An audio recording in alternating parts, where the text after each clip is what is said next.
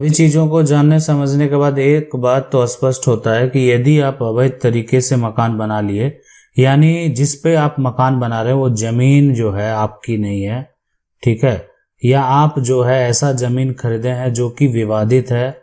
या जो ऐसा प्रॉपर्टी आपके पास है जिसका जो मालिक है वो सरकार है, यानी वो सरकार की ज़मीन है, यानी है ना, इस प्रकार की ज़मीन पर ना आपकी ज़मीन है, विवादित ज़मीन है, सरकार की ज़मीन है, मतलब ऐसे ज़मीन पर अगर आप मकान बना दिए हैं तो भविष्य में क्या हो सकता है? क्या अपने मकान को आप बचा पाएंगे? अगर आप अपने मकान को बचाना चाहते हैं, यानी आपका ज़मीन पर जो है कब्ज़ा है और वो कब्ज़ा जो है एक तरह से अगर आप लंबे समय से है तो अगर आप उस पर अपना अधिकार पाना चाहते हैं तो आपको करना क्या होगा, उसके लिए क्या प्रोसेस है, क्या कानून है, हम आपको बता रहे हैं। देखें, कब्जा को कैसे कोर्ट में साबित करें, ये सबसे बड़ा सवाल है कि अगर आप कोर्ट जाएंगे और आप उस पोजीशन पर जो है कायम है तो आपको कैसे साबित करना है, यानी एडवर्स पोजीशन को, यानी प्रतिकूल कब्जा को, उसके लिए आपको किससे मिलना पड़ेगा, कौन कौन से कागजात जो है उसकी ज़रूरत आपको पड़ सकती है, पैसा जो है वो कितना खर्च आएगा। यानी देखें, अगर वो आपकी ज़मीन नहीं है, आप एक तरह से कानून में जाते हैं, न्यायालय में जाते हैं, मामला चलता है, तो जो पैसा है वो कितना खर्च आएगा, ये सभी जो जानकारी है वो बेहद ज़रूरी है अगर आप अपने मकान को बचाना चाहते हैं। अगर आपका मकान विवादित ज़मीन पर है, अगर आपका मकान जो है आपके ज़मीन पर नहीं है, किसी अन्य व्यक्ति के ज़मीन पर है, या मान लेते हैं आपका मकान जो है वो सरकारी ज़मीन पर है, ठीक है। अब देखें, सबसे बड़ी बात है कि अगर कोई भी मकान सरकारी ज़मीन पर होता है और आप जो है उस मामले को कभी भी कोर्ट में लेकर नहीं गए हैं तो आप एक तरह से आपको जो है सरकार के द्वारा, सरकार के अधिकारी के द्वारा जो है नोटिस भेजा जाता है, और यानी नोटिस भेजकर जो है उस मकान को, जितना भी एरिया जो है आपका एक तरह से निजी ज़मीन में नहीं है, निजी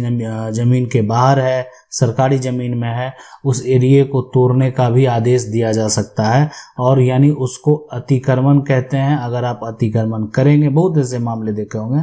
कि सरकार के द्वारा नोटिस भेजा गया और सारे मकान को जो है तोड़कर एक तरह से हटा दिया गया, इसलिए कि व्यक्ति क्या किया था, ये पोजीशन जो है, इस पोजीशन में सरकारी ज़मीन है और वो सरकारी ज़मीन में भी क्या किया, मकान बना लिया। उसको लगा कि यहाँ पर तो कुछ होने वाला नहीं है भविष्य में, लेकिन ऐसा हुआ नहीं। जिस दिन सरकार की नज़र पड़ी और सरकार के जो अधिकारी हैं उनके द्वारा ज़मीन का नापी किया गया और देखा गया नहीं, बहुत सारे लोग जो है अवैध तरीके से अतिक्रमण किए हुए हैं, तो एक बार नोटिस जारी किया गया कि देखें, अतिक्रमण जो लोग किए हुए हैं वो अपना जो है हटा लें। जब ये नोटिस आता है तो नोटिस का जवाब देने के लिए सब एकजुट हो जाते हैं और उनको लगता है कि मेरा प्रयास अगर रहेगा, सब लोग एकजुट रहेंगे, सब लोग खड़े रहेंगे, तो इतना आसान नहीं है तोड़ देना। लेकिन ऐसा होता नहीं है। जो एक तरह से अधिकारी हैं, साथ में वो पुलिस बल के साथ आती है और उस पर जो है एक तरह से बुलडोजर जो है वो चलवा देती है, और जितना एरिया आप कैप्चर किए हुए हैं वो एरिया जो है तोड़कर हटा देती है। ये आप मकान के साथ भी देखे होंगे और मार्केट क्षेत्र में आप जो है दुकान के साथ भी देखे होंगे। बहुत लोग क्या करते हैं, दुकान में जो है आगे में शेड लगाकर जो है सरकारी ज़मीन में अपना एक तरह से वो आगे पोजीशन बढ़ा लेते हैं। लेकिन जब भी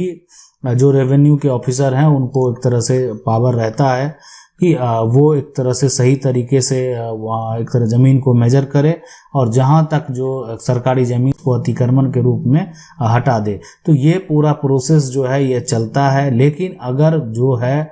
आपको अपना कब्जा साबित करना है, आप लंबे समय से हैं, तो आपको क्या क्या जो करना पड़ेगा, कहाँ जाना होगा, वो देखते हैं। देखें, यदि आप जो है किसी भी जगह पर जो आपका पोजीशन है लंबे समय से है और वो समय जो है वो 12 साल से अधिक है, ठीक है। अब ये इसमें एक दो कब्जा होता है। एक होता है पहला जो कब्जा का, अगर हम बात करें, पहला होता है अस्थाई कब्जा, ठीक है, अस्थाई कब्जा, और दूसरा जो होता है वो होता है अस्थाई कब्जा। तो अगर कोई भी व्यक्ति अस्थाई कब्जा, बहुत सारे सुप्रीम कोर्ट में जो जजमेंट में देखा गया कि अगर कोई भी व्यक्ति अस्थाई कब्जा किया हुआ है तो उसको आसानी से अगर बेदखल जो है वो एक तरह से किया जा सकता है। मतलब आप कब्जा करके भी आप सोचेंगे कि मालिक बन जाए, तो ये संभव नहीं है, इसलिए कि आपके पास संपत्ति का जो टाइटल है, यानी टाइटल आपके पास नहीं है, तो संपत्ति के आप मालिक हैं नहीं, और आप सोच रहे हैं कि उसको जो है जमीन को अपना बना ले, संपत्ति को अपना बना ले, प्रॉपर्टी को अपना बना ले, तो ये पॉसिबल नहीं है। इसलिए कि ये कब्जा जो है वो अस्थायी कब्जा है, और सुप्रीम कोर्ट के द्वारा साफ साफ कहा गया कि किसी संपत्ति पर अस्थायी कब्जा करने वाला व्यक्ति उस संपत्ति का मालिक नहीं हो सकता है। मतलब आपको कोई भी, आप मान लेते हैं घर ही कोई किराए पे देता है, कैसे भी देता है, या कोई आपको रूम में रहने ही देता है, तो आप अगर उसमें रहने लगे तो इसका मतलब ये नहीं है कि वो संपत्ति आपकी हो गई। तो अस्थाई जो है आसानी से जो है उसको एक तरह से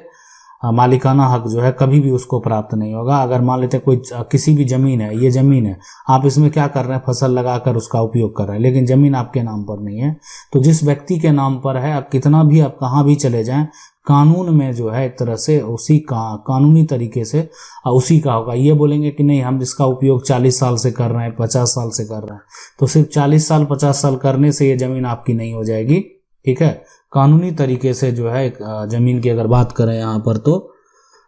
जो मालिक कौन होगा, वही होगा जिसके पास इसका जो है टाइटल है, टाइटल बरकरार है। ठीक है, लेकिन अब क्या होता है कि ये तो अस्थायी कब्जा की हम बात कर रहे हैं, ये सारा केस होगा अस्थाई। मतलब अस्थाई कब्जा में कोई भी आपका पोजीशन है, आप 20 साल से हैं, 50 साल से, 100 साल से हैं, वो जमीन आपकी नहीं हो सकती है। बात करेंगे दूसरा, अगर ये कब्जा अस्थाई है तो अब है कि अस्थाई कब्जा में क्या होता है कि अस्थाई कब्जा में आप क्या किए कि सबसे पहले तो कब्जा कर लिए। ठीक है, कब्जा करके आपका मकान बना हुआ है, ठीक है, और आपका मान लेते हैं दुकान बना हुआ है, या जो भी किसी प्रकार का कोई भी आपने जो है कंस्ट्रक्शन जो है यहाँ पर किया है, तो मकान, दुकान, कंस्ट्रक्शन अगर आपका कुछ भी है, आप बाउंड्री करके यहीं सिर्फ मान लेते हैं छोड़ देंगे, उसमें रह नहीं रहे हैं, तो ये अस्थाई कब्जा में नहीं आएगा। मकान है, दुकान है, आप माना उसमें पोजीशन किए हुए हैं, आप उसमें पोजीशन किए हुए हैं, आप उसमें रह रहे हैं,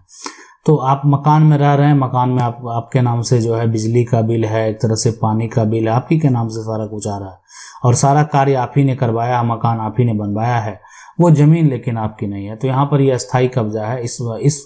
सिचुएशन में कोई ऐसा नहीं कि आपका मकान आएगा और तुरंत तोड़ के इस तरह से हटा दिया जाएगा, इसलिए कि ये आपके लिए अस्थाई कब्जा है, और आप अपना दावा जो है कानूनी तरीके से कर सकते हैं। मतलब आप भी मालिकाना हक जो है, एक तरह से मालिकाना हक के लिए जो है आप दावा कर सकते हैं कि आपको भी कानूनी अधिकार मिले, लेकिन डिपेंड करता है सारा सिचुएशन के आधार पर। देखें, ये है कि मान लेते हैं कि आप एक दबंग प्रवृत्ति के व्यक्ति हैं, ठीक है, जबरन ऐसा मकान जो किसी दूसरे के जमीन पर बना लिया, तब तो आपके जमीन हाथ से जमीन चली गई। लेकिन होता है कि परिस्थिति ऐसा है, उस व्यक्ति के पास भूमि नहीं है, बहुत तरह के कारण है, तब आपके जमीन को मान लेते हैं। आज देखते हैं कि जो ग्रामीण इलाके हैं, शहरी इलाके हैं, वहां पर जो बसने के लिए जो वो बासगत एक पर्चा दे दिया जाता है, मतलब पर्चा निर्गत किया जाता है कि पर्चा जमीन मालिक के नाम से भी काट दिया जाता है, और साथ में जो है एक तरह से सरकारी जमीन का भी पर्चा दे दिया जाता है, बंदोबस्त करके दे दिया जाता है कि देखें आप इसको ना बेच सकते हैं, ना इसको जो है एक तरह से किसी को दे सकते हैं, आप जब तक बचेंगे, आप जब तक जिएंगे, आप इस पे मकान बना के रहिए। कोई जमीन का मालिक ही है, मालिक उसको रहने देना है, आपकी जमीन को लेके भाग नहीं रहा है, लेकिन वो जमीन का उपयोग कर रहा है। ठीक है, यानी वो पर्चा दे दिया जाता है कि आप देखें, आप उसका उपयोग करें, आप उस पर जीवन यापन करें, हाँ, लेकिन आप उसको बेच नहीं सकते हैं और वो आप किसी को दे नहीं सकते हैं। तो बहुत तरह की जो समस्या है, सिचुएशन है, वो सभी को देखने के बाद जो है आपको समझना पड़ेगा, जानना पड़ेगा कि आखिर इसको जो है किस प्रकार से जो है इस पे कार्य किया जाएगा। तो इन सभी समस्या के जो हल निकालने के लिए आपको क्या करना पड़ेगा, सबसे पहला काम तो आप सिविल कोर्ट जाएंगे। देखें, जो पहला आपका केस फाइल होगा, इस तरह का होगा, वो सिविल कोर्ट में होगा। आप जो भी कोई सिविल लॉयर हैं, वहाँ के जो वकील हैं, है ना, जो सिविल मामले को देखते हैं, क्रिमिनल मामले को जो है, या जो भी है, दोनों को देखते होंगे, बहुत ऐसे भी जो है वकील हैं, तो जो भी है, जिनका जो भी अपना स्किल है, अपने स्किल के हिसाब से वो कार्य करते हैं, तो उनसे मिलेंगे, और मिलने के बाद जो है अपना समस्या आप रखेंगे कि मेरा इस तरह का समस्या है, हम लंबे समय से जो है जमीन पर हैं और उस पर मकान बनाकर भी रह रहे हैं। ठीक है, मकान बनाकर रह रहे हैं। अब वो जमीन निजी हो, सरकारी हो, जो भी है, आप जो है उनको बताएंगे। लेकिन अगर देखें आपकी जमीन नहीं है तो आपके पास कागजात तो नहीं होगा, फिर भी आप जमीन का एक तरह से मैप दे सकते हैं, और जमीन को आप ये बता सकते हैं कि कितना एरिया पर जो है आप कब्जे में है। ठीक है, और उस आधार पर आपकी जो है केस फाइल किया जाएगा। अब वो संपत्ति के मालिक के ऊपर केस फाइल किया जाए और सरकार के ऊपर केस फाइल किया जाए, वो डिपेंड करता है। जो है आप जाएंगे, उनको बताएंगे, तो वो जिस तरीके से जो उनको समझ में आएगा उस तरह से कार्य करेंगे, जिस तरह से आपका दखल